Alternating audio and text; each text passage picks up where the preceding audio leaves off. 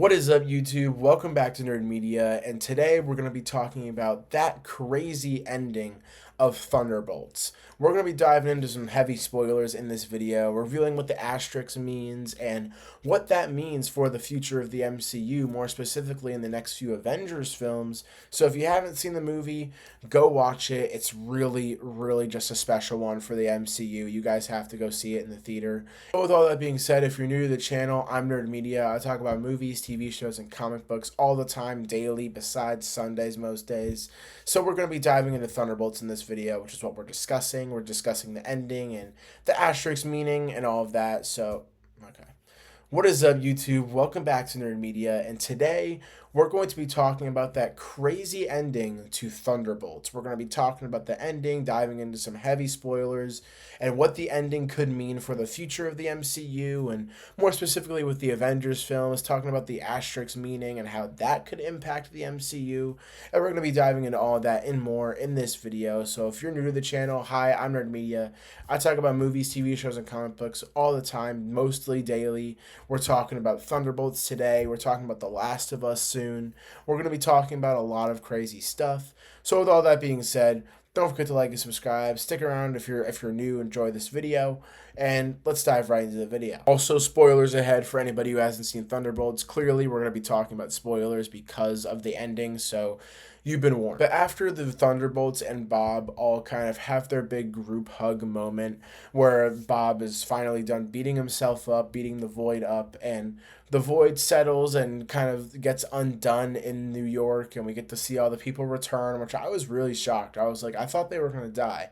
I thought they were dead when they went into the Void, but I guess not, and I guess that's a good thing because they're all back. And after that, they're about to go turn Val in, but she lures them into a big press meeting where she's declaring them as the new Avengers, revealing what the asterisk meant this whole time, which was the new Avengers, and the public is very against it, as we can see in the credits, which I think is a really funny way to kind of help the audience get used to the idea, because I personally was all for it because I know there's going to be two different Avengers teams in Doomsday, which is just super sick. We're going to talk about that in a second, but I really enjoyed that and kind of seeing how the public is just not really all there for it, because there are some really bad people on that team. Like, you got John Walker, who publicly murdered a guy with the Captain America shield, so clearly that's going to raise some conflict.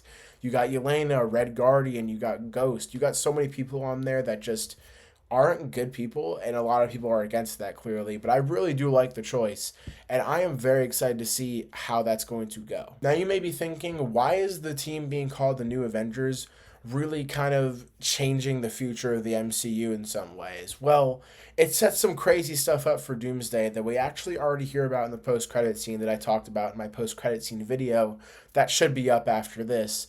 But I mean, just guys, it's going to set a crazy conflict and crazy dynamic between Sam Wilson's Avengers, which is probably going to consist of like Bruce Banner, Thor, Captain Marvel, Shang-Chi, and Paul Rudd, Ant-Man, maybe some other characters in there as well, like Doctor Strange or something. Fingers crossed Spidey is in there because I don't want him in Doomsday, but I think that it's going to raise a crazy conflict with them, and I really do feel like having the new Avengers and having our Sam Wilson Avengers and having them both fighting Doctor Doom, I think that that is going to come into play, and the conflict that those two teams may have with how they handle certain situations and just how they're handling being the Avengers, I think could come into play with how Doctor Doom may win, how the team may lose, and how nobody is going to be safe in Avengers, because I think that their conflict and their bantering is not going to end well. It's probably going to be the situation that we had with Peter, and when he starts hitting Thanos with his blaster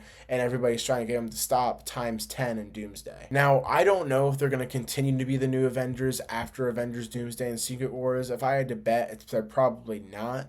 But I'm really just excited to see their role and their conflict that they face with their Avengers team in Doomsday. I think that it's going to play such a key role to that film now, and Marvel did what they used to do best, and they got me excited for a movie I was a little bit worried about.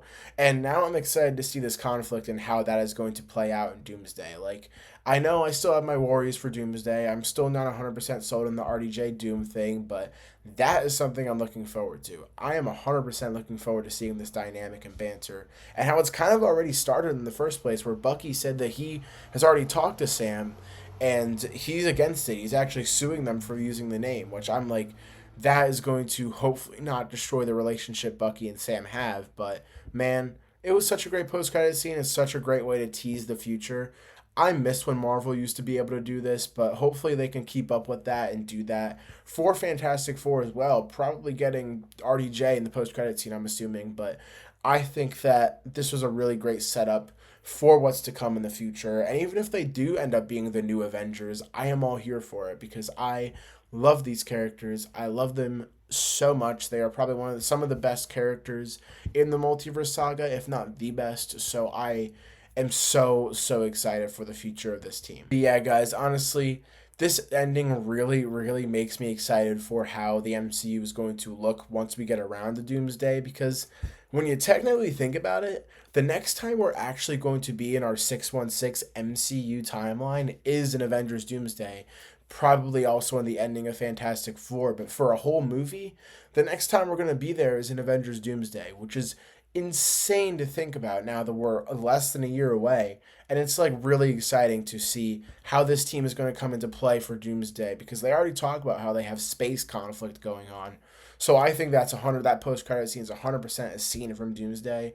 But I'm very excited to see their conflict, how these characters are going to banter with each other, and how they're going to bounce off of each other, and how they will probably impact the overall outcome of Doctor Doom winning, and how that is going to come into play in Doomsday and Secret Wars, and maybe even beyond that. I'm very excited for this.